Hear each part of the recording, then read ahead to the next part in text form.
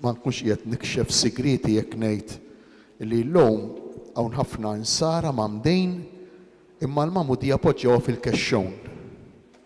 Il-magħmudija għalihom qisha qatt ma kienet. X'differenza tagħmel meta aħna l-magħmudija li rċevejna nippruvaw ngħixuha? Jew aħjar x'differenza jkun hemm bejn dan id-don, dan ir-rigal tal-magħmudija jipprova jħaddmu fil-ħajja tiegħu u dawk li ma jħaddmuhx. Jew x'differenza hemm bejn min irċieva l-magħmudija u min ma rċevijiex? Qatt tippruvajna nirrisponduhom dawn il-mistoqsijiet illi jagħmlu ħafna sens għalina, mod speċjali aħna li nippruvaw il-fidi tagħna nittraduċuha f'ħajja, nbidluha f'ħajja. Wieħed mill-iktar kotba antiki fil-Knisja, il-ktieb li jissejjaħ id-Didake jew bil-Malti il-Katekeżi ta' 12 l-Apostlu, jgħid illi meta tara wieħed mammet u wieħed li mhux mammet fit-triq, int ma tagħmilx differenza. It-tnejn jilbsu l-istess, it-tnejn jieklu l-istess, it-tnejn jgħixu fid-djar, it-tnejn imorru għax-xogħol. Mela fejn id-differenza?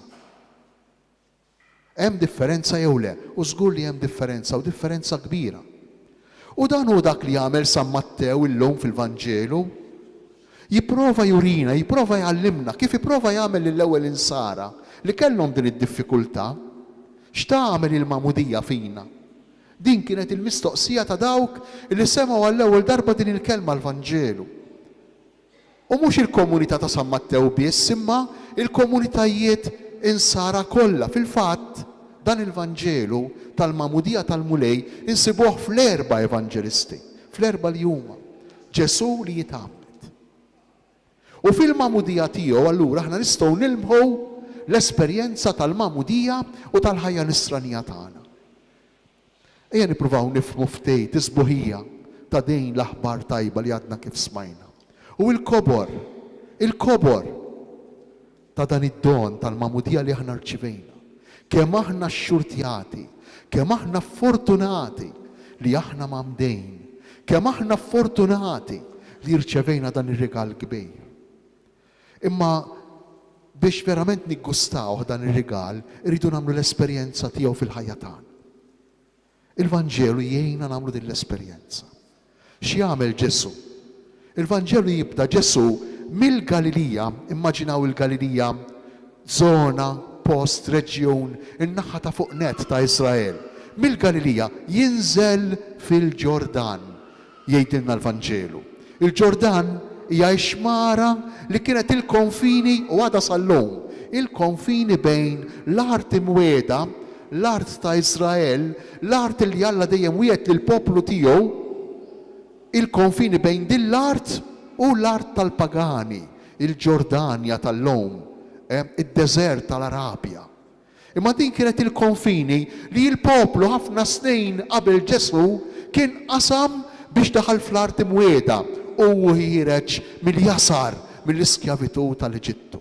U Ġesu jinżel mill-Galilija għal Ġordan. Issa l-kelma Ġordan l-isem ta' xmara, minnu nnifsu ta' fuq xi fisser dak li jinżel. Il-kelma Ġordan bil-ludi tfisser dak li jinżel. Allura Ġesu jinżel mill-Galilija f'dak li jinżel.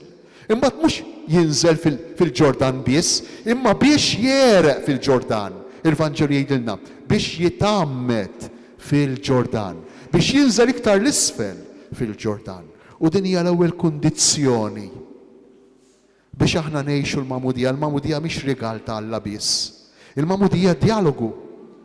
Il-magħmudija hi dialogu bejn Alla, id-don tiegħu u l-akkoljenza jew in-nuqqas ta' akkoljenza tagħna.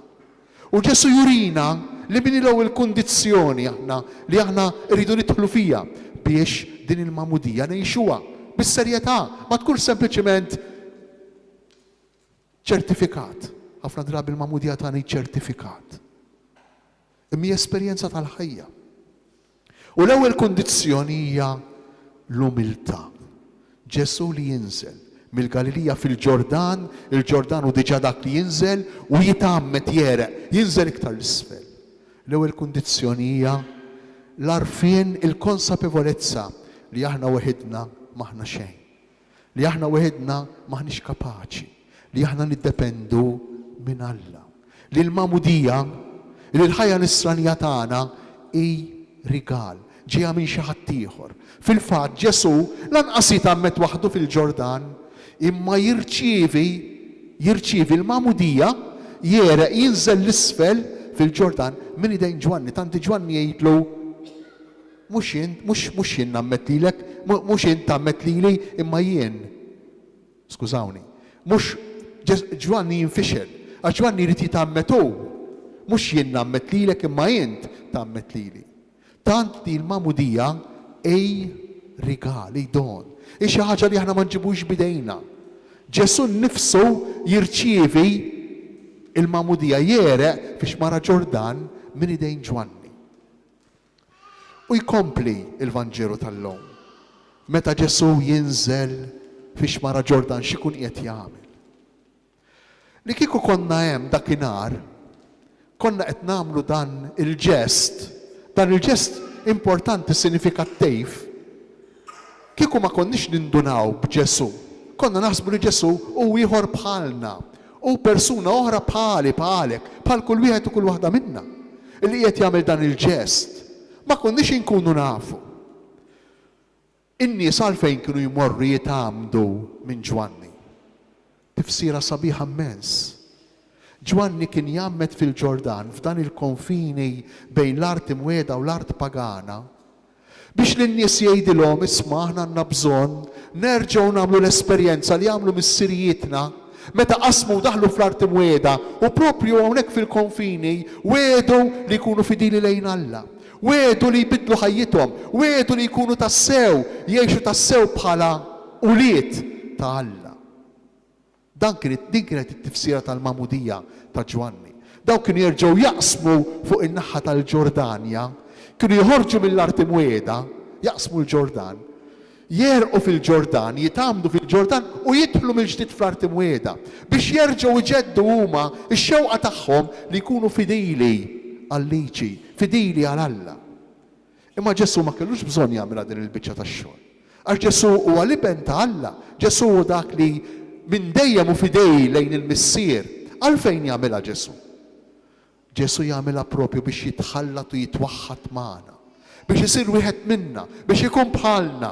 Ippruvaw immaġinaw ftejt, Ġesu ma' ġenbi jien midneb, jien li għandi bżonn nikkonverti, jien li għandi bżonn nerġa' nġeddet ix-xewqa tiegħi li nobdi l-kelma ta' Alla, li nobdi l-liġi ta' Alla, u Ġesu qiegħed ma' ġenbi u li hu l-perfett. Ġesu qiegħed ma' ġenbi d-dnub tiegħi. Ġesu jinżel saħansitra u jitċappas bl-ilma maħmuġ illi jien ħammiext bid-dnubit tiegħi bl-ilma maħmuġ tal-Ġordan. Araw allura kif iġib ruħu Alla f'Ġesu, fil-persuna ta' Ġesu mad-dnub tagħna, mad-dnub tiegħek. Id-dnub tiegħek u imbierek, għalli ma raġun imbierek. Għax hemmhekk hemm Ġesu, jalla tinduna bih int lil Ġesu. U Ġesu jrid jerfek minn dak id-dnub.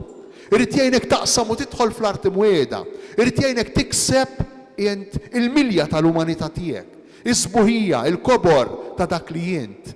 Irid jgħinek tħossok verament iben ta' Alla. U fil-fatt xiġri, meta jitla mill-ilma, il-Vanġelu juża kelma qawwija ħafna, kważi kważi l-ilma jobsqu lil Ġesu, jarmih il-barra. Bħalli kieku jirxoxta mill-mewt, li titgħammet ifisser tmowt, li toħroġ mill-ilma jfisser tirxoxta. U kif joħroġ mill-ilma xiġri? Isemgħu l-Vanġelu, ismewit jinfetħu. Mhix kelma mpoġġija għal xejn hemmhekk, mejlux fl-avvent krabna u tlabna mal-profeta Eżajija, mhux li kienu smewit jinfetħu, anzi l-kelma iktar qawwija, mhux li kienu smewit jiċċartu u inti tinżel. Il-low tal-ħafna snejn kienu jħossu li Alla mbiet minnhom kif skultant inħossu aħna. Alla mbiet minna. Kienu jemnu li hemm 7 smewiet il-lot. U Alla qiegħed fuq it-tron, fuq net, fuq is-7 sema. U bejn sema u ieħor, il-lut kienu jaħsbu li hemm 500 sena mixi bejn sema u ieħor. 500 sena mixi. Immaġinaw. Issa dawn is-sewwiet jiċċartu, jinfetħu. Il-Vanġelu ta' San Marki uża kelma qawwija ħafna. Jiċċartu mingħajr ma jistgħu jerġgħu jinħietu, mingħajr ma jistgħu jerġgħu jingħaqdu. Għaliex jinfetħu? Għax Alla issa huma l-bniedem. Alla mhux inbiet mill-bniedem. U tant mhux inbiet mill-bniedem li jinstema' l-leħen misħaba. Inti ibni.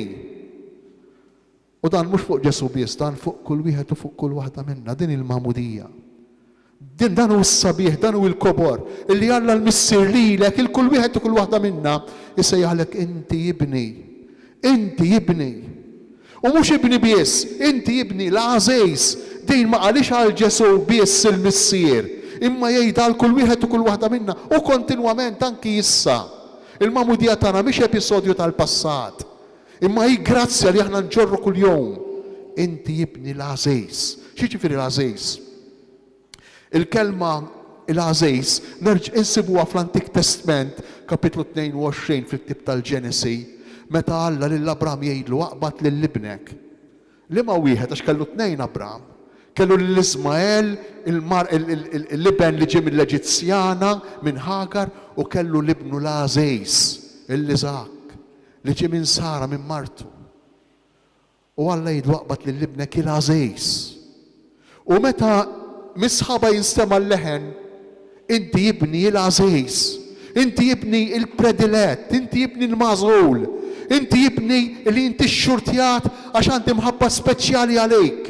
U din irrid inħossa jien Muhammad, int Muhammad Mamda, irridu nħossuha. Dejn is-sejħa din lajta ta' Alla l-missier, fuq kull wieħed u kull waħda minna kontinwament. Inti ibni l-għażejs. Iwa, inti ibni l-għażejs. U jkompli l-Vanġelu li fih ħsieb il-għaxqa tiegħi.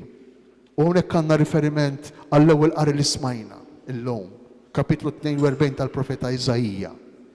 Inti ibni li fik insib l-għaxqa tiegħi, fik nitaxxa. Għaliex Alla l-missier jitaxxaq b'Ġesu? Meta Alla l-missier jitaxxaq bija u bejk? Meta aħna ngħixu il-milja tal-umanità tagħna, meta aħna ngħixu l-fidi tagħna, meta aħna ngħixu f'din l-umiltà, meta jien inħossni jiben tal-missier, meta jien lil-midneb bħal Ġesu, lil-midneb hija ma nikkundannax, ma niġġudikax. Meta jien il-midneb hija ma nikkastigax, ma nxandrux mal-erba' tirjieq. Meta jien il-midneb hija ninżel miegħu fl-ilma maħmuġ tiegħu biex ngħinu jqum, jgħinu jintrefa'. Meta jien lil dawk ta' madwari ngħixhom u nħosshom bħala ħuti. Dakinhar. Għalhekk il-magħmudija grazzja, il-magħmudija hija don. Il-magħmudija mhijiex storja tal-passat, mhijiex ċertifikat fuq karta, imma rigal kbir li aħna msejħin ngħixu kontinwament. Il-mulejja tina verament li ngħixu dan is-sagrament kbir li huwa il-bieb li jtina l-possibilità biex nimitaw, biex insiru bħal Ġesu, biex nikbru bħala Kristjani, biex Kristu jikber fina.